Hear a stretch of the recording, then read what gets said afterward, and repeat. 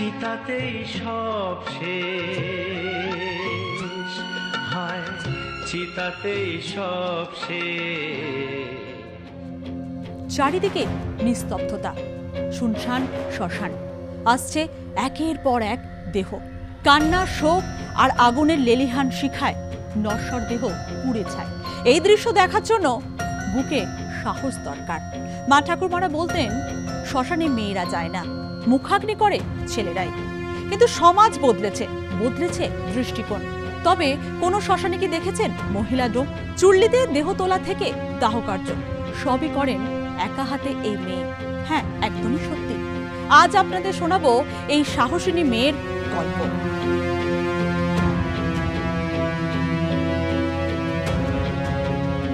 দক্ষিণ 24 পরগনার এই প্রথম বারুইপুর পুরন্দরপুর মঠের যে ইলেকট্রিক চুল্লি, সেই চুল্লির কিন্তু ডোম একজন মহিলা। এই মহিলা ডোম তিনি তার কিন্তু কাজ নিয়ে তার কোনো সমস্যা নেই বলে তিনি এটা জানিয়েছেন। কারণ তার একটা রুজি রোজগার দরকার, সেই জায়গায় তিনি কিন্তু এক কথায় হ্যাঁ বলে দিয়েছেন। এর আগে তার বাবা 30 বছর কাজ করেছেন, সেই তারপরে থেকেই তিনি গত বছর থেকে কিন্তু এই মহিলা ডোমের কাজ করছেন এই টুম্পা দাস। দক্ষিণ 24 পরগনার বারুইপুরের টুম্পা দাস সাহসিনী এক মহিলা। বাবার মৃত্যুর পর থেকে চালিয়ে যাচ্ছেন সংসার সংগ্রাম। সম্ভবত তিনি এ রাজ্যে প্রথম মহিলা ডোম। 2014 সালে তার বাবার মৃত্যু হয়। তারপর থেকেই তিনি একা হাতে লড়ে যাচ্ছেন, একা হাতে সংসার সামলাচ্ছেন। বাবার মৃত্যুর পর কিভাবে চলবে সংসার, সেই ভেবে চোখে জল ছাড়া আর কিছুই দেখেননি। তাই জীবন বাঁচাতে, সংসার বাঁচাতে তিনি নেন ডোমের কাজ। আজও সেই কাজ তিনি করে যাচ্ছেন। বারুইপুর পুরন্দরপুরের মহাশ্মশান, আর এই মহাশ্মশানে একা হাতে দায়িত্ব সামলে যাচ্ছেন 29 বছরের টুম্পা দাস। নাম নথিভুক্তকরণ থেকে দেহ চুল্লিতে ঢোকানো, সৎকার্য সবই করেন একা হাতে। পুরন্দরপুরই তার বাড়ি। বাড়িতে রয়েছেন মা, বোন ও ভাই, আর তিনি একাই সংসারের কর্মঠ। সংসার সামলাতে সমাজ কি বলবে তার তোয়াক্কা করেননি টুম্পা দাস। আরে সমাজ তো আর পেট ভরাবে না, তাই ডোন্ট কেয়ার মানসিকতা টুম্পা দাসের। এখানে ভাবার কিছু নেই, যেহেতু আমার এই কাজের প্রয়োজন ছিল, তো সেই সূত্রে আমাকে এখানে কাজের জন্য বলা হয়। আমার বাবা মারা যাওয়াতে, আমার বাবা 2014-তে মারা যান। 2000 হ্যাঁ, বাবা এখানে ডোমেরই কাজ করতো। তো 2014-তে উনি মারা যাওয়ার পর এটা কিছুদিন অন্য একজন চালিয়েছে। তো আমরা তো সঙ্গে সঙ্গে করতে পারি না। তারপরে আমাকে মাকে বলা হয়েছিল যে এখানে তাহলে কাজটা তোরা করবি। তো আমরা হ্যাঁ বলেছিলাম।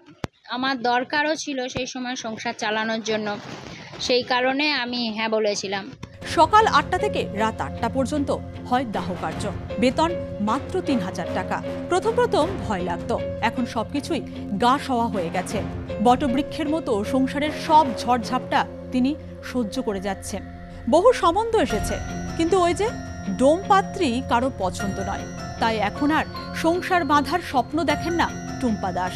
আমার এটা প্রয়োজনও ছিল তখন সংসার চালানোর জন্য, সেই জন্য আমি বেছে নিয়েছি। কিন্তু বেছে নেওয়ার পর যখন এই কাজটা আমি কন্টিনিউ করছি, দেখছি বিভিন্ন মানুষ বিভিন্ন রকম কথা বলছে। তখন আমি মাঝখানে মনে মনে করেছিলাম যে এই কাজটা কি এত ছোট তাদের কাছে, যে কেউ আমাকে দেখে কথা বলতে চাইছে না।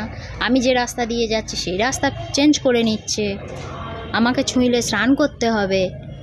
মহিলা হয়ে ডোমের কাজ, সকলেই তো অবাক, কিভাবে করছেন এই কাজ। যখন এইটা ইলেকট্রিক চুল্লিতে কনভার্ট হলো এবং কাজ শুরু হলো, এবং সেখানে যখন নির্মাণ কাজও চলছে, সেই সময় আমরা গিয়ে ওদের পরিবারের সঙ্গে বসি। যেহেতু ওর বাবা এখানে ছিল, আর এই কাজটা তো এখন আর কারেন্ট সেই রকম ধরনের আর নেই, এখানে সুইচ দিয়ে এখন সমস্ত ইলেকট্রিকে দেওয়া করা হবে।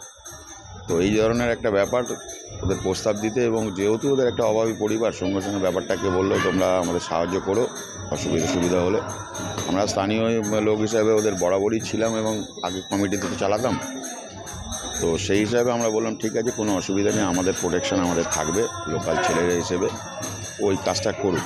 এক্ষুনি তো কোনো কাজ পাচ্ছে না, সেইভাবে পাচ্ছে না। তাতে ওরা ওয়েলকাম করলো, এবং সেখান থেকে ওর কাজ শুরু করলো এখানে। রাজ্যে প্রথম মহিলা ডোম, তাই টুম্পা দাস স্বপ্ন দেখেন চাকরিটা যদি স্থায়ী হয়, তাহলে হয়তো সংসারে সুখ ফিরবে। টুম্পা দাসকে দেখে সত্যি বলতে হয়, কোনো কাজ ছোট নয়। সৎ পথে উপার্জন করছেন টুম্পা দাস।